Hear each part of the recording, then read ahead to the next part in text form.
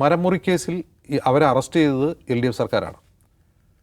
അവർ ജാമ്യത്തിലിറങ്ങിയതിന് ശേഷം അതേ LDF സർക്കാരിനെ പിന്തുണയ്ക്കുന്ന തരത്തിലുള്ള പരാമർശങ്ങൾ, വാർത്തകൾ, പ്രസ്താവനകൾ ഇതെല്ലാം ആ ചാനലിൻ്റെ വാർത്താ കണ്ടന്റിൽ നിന്നുണ്ടാവുന്നു, ആ ചാനലിൻ്റെ ന്യൂസ് അനാലിസിസിലുണ്ടാവുന്നു, ആ ചാനലിൻ്റെ പ്രൊമോട്ടർമാർ പരസ്യമായി സർക്കാരിനെ പിന്തുണച്ച് രംഗത്ത് വരുന്നത്. അതെങ്ങനെയാണ് സംഭവിക്കുക? അപ്പോൾ എന്നെ ഒരു സർക്കാർ ഒരു കേസിൽ എന്നെ അറസ്റ്റ് ചെയ്തു, അത് കള്ളക്കേസാണെന്നാണല്ലോ എൻ്റെ വാദം. നമുക്ക് ആ സർക്കാരിനോട് മമത ഉണ്ടാവുന്നത് എങ്ങനെയാണ്? അതൊരു ഉത്തരം കിട്ടാത്ത ചോദ്യമല്ലേ? ബാക്കിയുള്ള കേസുകളിൽ കുറ്റപത്രം കൊടുക്കാൻ വൈകിയത് നമ്മുടെ മുമ്പിലുണ്ട് മരമുറിയായിട്ട്. അപ്പോൾ അത് ചില ചോദ്യങ്ങൾക്ക് നമുക്ക് ഉത്തരം കിട്ടേണ്ടതുണ്ട്. എങ്ങനെയാണ് ഈ ഇത്ര കുപ്രസിദ്ധരായ ഒരു പ്രൊമോട്ടർമാരെ മെസ്സിയെ കൊണ്ടുവരുന്ന ഒരു ഈവൻറ്റിന് ചുമതലയേൽപ്പിക്കാൻ സംസ്ഥാന സർക്കാർ തീരുമാനിച്ചത്? അതിന് മറുപടി വേണ്ടേ?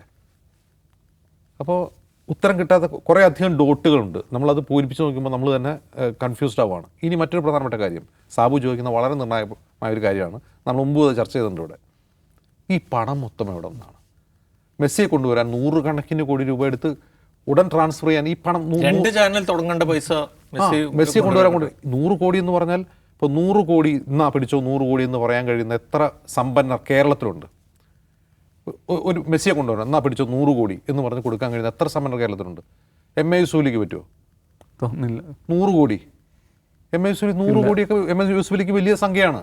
അദ്ദേഹം സഹസ്ര കോടീശ്വരനായിരിക്കാം, അദ്ദേഹത്തിൻ്റെ ബിസിനസ് സാമ്രാജ്യം 100 കോടി എന്ന് പറഞ്ഞ് ഇതാ പിടിച്ചോ എന്ന് പറഞ്ഞ് കൊടുക്കാൻ പാകത്തിന് ഇതാ പണം ഞാൻ ഇപ്പം തന്നെ ബാങ്കിലൂടെ ട്രാൻസ്ഫർ ചെയ്യാമെന്ന് പറഞ്ഞ് MA യൂസുഫലിക്ക് പറ്റില്ല, രവി പിള്ളയ്ക്ക് പറ്റില്ല.